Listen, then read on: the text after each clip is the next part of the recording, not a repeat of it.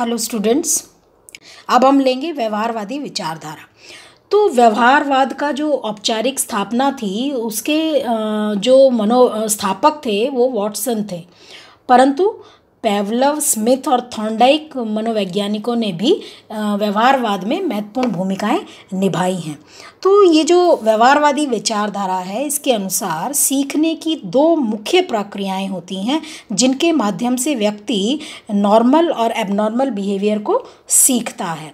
और ये जो दो मुख्य प्रक्रियाएं हैं उनमें फर्स्ट है पेवलव का प्राचीन अनुबंधन सिद्धांत तथा इंस्ट्रूमेंटल और ऑपरेंट कंडीशनिंग या लर्निंग या क्रिया प्रसूत अनुबंधन। तो इन दोनों को हम डिटेल में समझेंगे। फर्स्ट है पेवलवियन या क्लासिकल अनुबंधन या प्राचीन अनुबंधन। तो जो सीखने का ये सिद्धांत है, इसकी औपचारिक व्याख्या जो है वो रूसी वैज्ञानिक पेवलव ने की थी और इस सिद्धांत में उद्दीपक तथा अनुक्रिया के बीच टेम्पोरल एसोसिएशन पर बल डाला जाता है या सामयिक सहचर्य पर बल डाला जाता है। जैसे भोजन प्राणी में लार स्राव की अनुक्रिया स्वाभाविक रूप से करता है और कोई भी उद्दीपक जो इस भोजन से ठीक कुछ समय पहले दिया जाएगा, कुछ प्रयासों के बाद वह भी भोजन के समान लार स्राव करने की अनुक्रिया करेगा। तो इस उदाहरण में भोजन जो है एक अनकंडीशनड स्टिमुलस है, यूसी जिसको हम बोलते हैं, या अस्वाभाविक या अनानुबंधित उद्दीपक है, तथा लार स्राव की जो अनुक्रिया है वो अनकंडीशनड रिस्पॉन्स है, यूहार है या अस्वाभाविक अनुक्रिया या अनानुबंधित अनुक्रिया है। और भोजन के ठीक पहले दिया जाने वाला जो उद्दीपक है उसको अनुबंधित उद्दीपक कहते हैं, CS अनुबंधित उद्दीपक। जब अनुक्रिया अनुबंधित उद्दीपक से होने लगती है तो इसे अनुबंधित रिस्पॉन्स कहा जाता है तथा इस प्रक्रिया को अनुबंधन कहा जाता है। तो बच्चों, हम फर्स्ट ईयर में लर्निंग के चैप्टर में पेवलव के सिद्धांत को, ये प्राचीन अनुबंधन के सिद्धांत को पढ़ चुके हैं। उन्होंने, आपको ध्यान होगा, कुत्ते पर एक्सपेरिमेंट किया था और उसके डाइजेस्टिव सिस्टम को वो स्टडी कर रहे थे और इसी बीच में उन्होंने सीखने का एक नया सिद्धांत जो है ना प्रतिपादित किया और वो था अनुबंधन का सिद्धांत। यानी कि लार का स्राव जो है भोजन मिलने पर होता है, लेकिन जब घंटी के साथ भी जो अनुक्रिया थी वो उससे एसोसिएट हो गई और भोजन नहीं मिला, घंटी बजी तो भी कुत्ते ने लार का स्राव किया। इस तरह से अनुबंधन का सिद्धांत जो है लर्निंग का ये स्पष्ट हुआ। तो पेवलव का जो अनुबंधन है उसमें दो मूल प्रक्रियाएं होती हैं।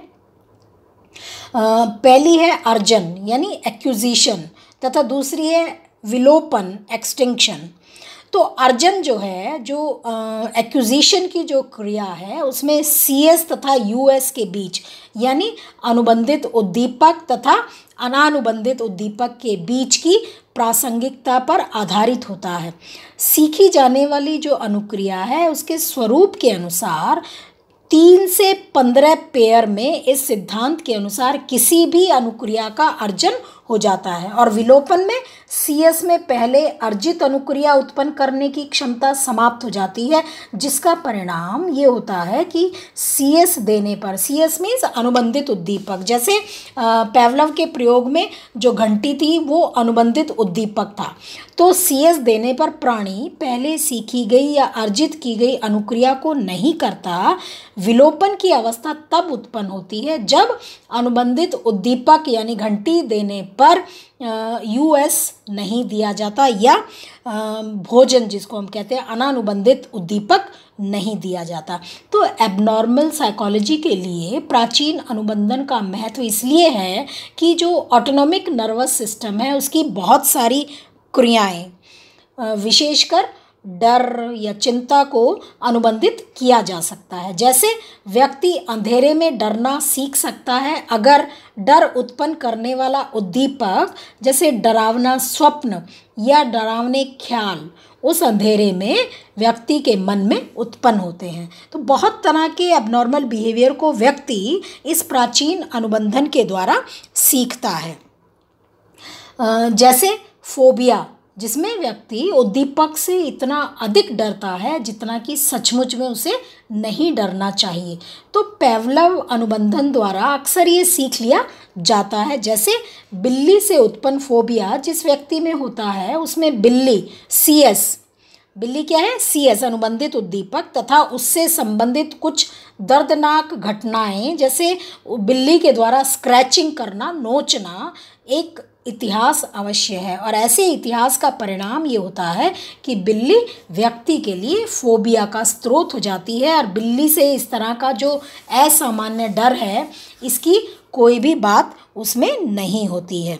तो इस तरह से जो एबनॉर्मल साइकोलॉजी में प्राचीन अनुबंधन में व्यक्ति जो है वो उसके अंदर एबनॉर्मल बिहेवियर उत्पन्न होता है या असामान्य व्यवहार को व्यक्ति सीखता है।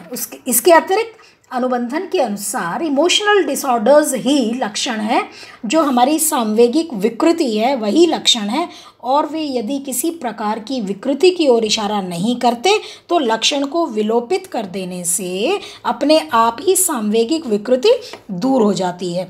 सांवेगिक विकृति के लक्षण ऐसी सांवेगिक अनुक्रिया है जिसे पेवलव अनुबंधन द्वारा सीखा गया होता है। तो इससे अपने आप ये आशय निकलता है कि सारी जो टेक्निक्स हैं, प्रक्रियाएं हैं या प्रविधियां हैं जिनके माध्यम से अनुबंधित सांवेगिक अनुक्रियाओं को प्रयोगात्मक ढंग से विलोपित किया जाता है, तो सांवेगिक विकृतियों को दूर किया जा सकता है। तो इस तरह से जो पेवलव अनुबंधन के नियम के सहारे ये आसानी से समझा जाता है कि व्यक्ति में सांवेगिक विकृति का विकास कैसे हुआ और फिर उससे छुटकारा पाने की चिकित्सीय प्रविधि क्या हो सकती है। सेकंड जो प्रक्रिया है वो है ऑपरेंट कंडीशनिंग या क्रिया प्रसूत अनुबंधन। तो बच्चों, क्रिया प्रसूत अनुबंधन भी लर्निंग का एक सिद्धांत है जिसको हम फर्स्ट ईयर में पढ़ चुके हैं।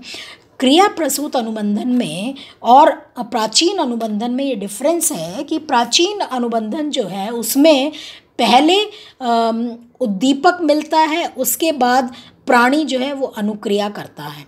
लेकिन क्रिया प्रसूत अनुबंधन में पहले क्रियाएं करनी होती हैं, उसके बाद प्राणी को उद्दीपक मिलता है।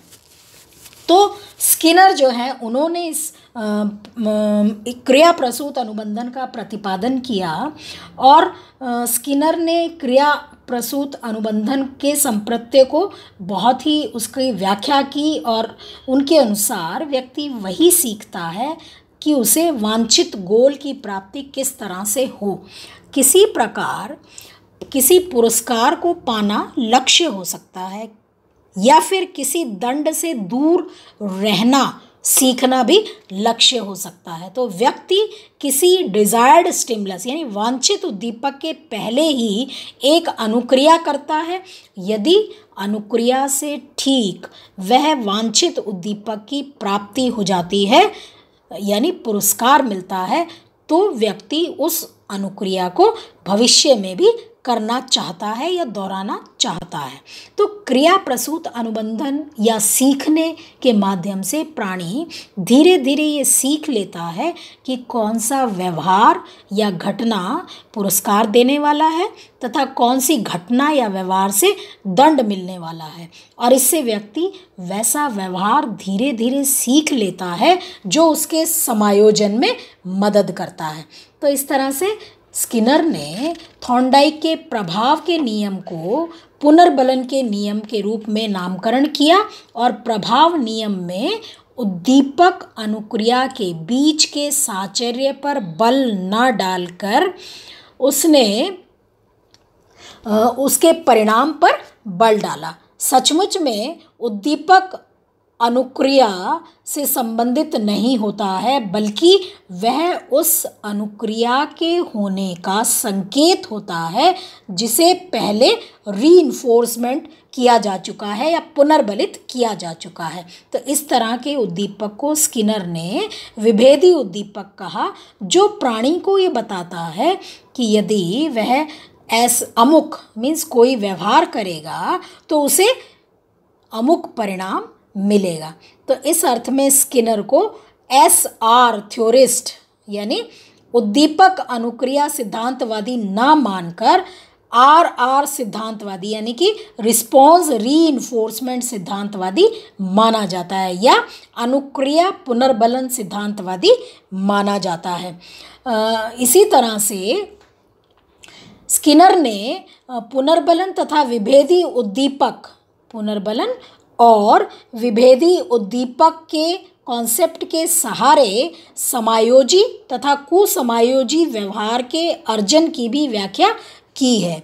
विभेदी उद्दीपक के सहारे समायोजित और कुसमायोजित व्यवहार की भी व्याख्या की है। जब व्यक्ति विभेदी उद्दीपक के अर्थ को ठीक से समझ लेता है तो वह परिस्थिति के साथ ठीक ढंग से समायोजन स्थापित करने में सफल हो जाता है। क्यों?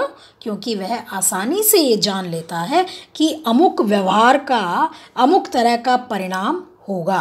परंतु यदि किसी कारण से वह विभेदी उद्दीपक के अर्थ को नहीं समझ पाता है तो उसमें परिस्थिति की मांग के अनुरूप व्यवहार करने की अक्षमता विकसित हो जाती है और वह कुसमायोजन का शिकार हो जाता है।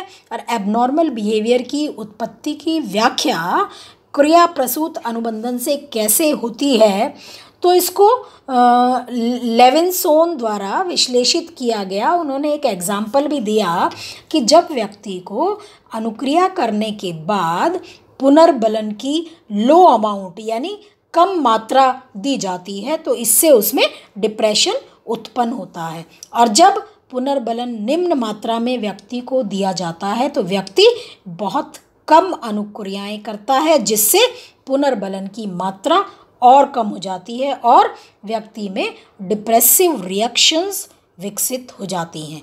यानी कि हम जो डिज़ायर्ड गोल प्राप्त करना चाहते हैं, यदि हमें उस गोल में, उस लक्ष्य में रीइंफोर्समेंट की मात्रा कम मिले तो व्यक्ति में डिप्रेसिव रिएक्शंस या विषादी प्रतिक्रियाएं विकसित हो जाती हैं। तो क्रिया प्रसूत अनुबंधन पर आधारित बहुत सारी ऐसी प्रविधियां विकसित की गईं जिनका उपयोग क्रिया प्रसूत चिकित्सा में किया जाता है। तो व्यवहारवादी जो मॉडल है उसके कुछ मेरिट्स और डीमेरिट्स हैं। तो इसके जो प्रमुख गुण हैं तो उस गुणों में हम ये कह सकते हैं कि एबनॉर्मल बिहेवियर की व्याख्या वस्तुनिष्ठ एवं यथार्थ ढंग से इस व्यवहारवादी मॉडल में की गई है। दूसरा, असामान्यता के व्यवहारवादी मॉडल की वैल्यू अधिक बताई गई है।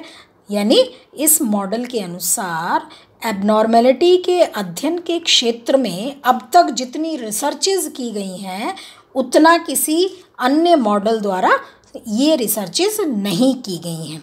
और व्यवहारवादी मॉडल अपनी उपयोगिता विशेष तरह के एबनॉर्मल बिहेवियर को अर्जित करने तथा उनका उपचार करने में लोकप्रिय ढंग से सिद्ध हो चुका है।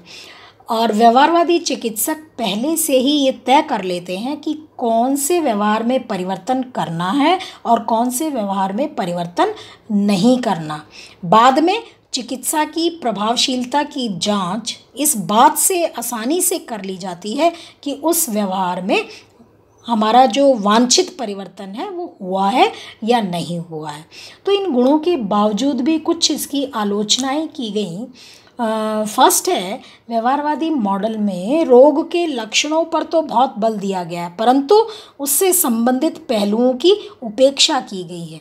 और इन लक्षणों के अतिरिक्त जो व्यक्ति का वैल्यू सिस्टम है, जो उसकी चॉइस है, जो उसकी सेल्फ डायरेक्शन है, वो महत्वपूर्ण कारक हैं जो एबनॉर्मल बिहेवियर को समझने में भूमिका निभाते हैं। परंतु इन कारकों को महत्वहीन समझा गया और उनकी व्यवहारवादी मॉडल में उपेक्षा की गई। और व्यवहारवादी जो मॉडल है उसमें एबनॉर्मल बिहेवियर का कारण दोषपूर्ण सीखना माना गया है। तो आलोचकों ने एक ऐसा दावा माना है जिसे साबित करना कठिन है। इतना ही नहीं, इस मॉडल की व्याख्या में सर्कुलैरिटी यानी गोलापन, घुमाव बहुत अधिक है। और इन आलोचनाओं को कुछ उदाहरण से इस प्रकार समझाया जा सकता है कि इस मॉडल के अनुसार डिप्रेशन, विषाद व्यक्ति में पुनर्बलन इतिहास यानी पुनर्बलन का कम मिलना से होता है।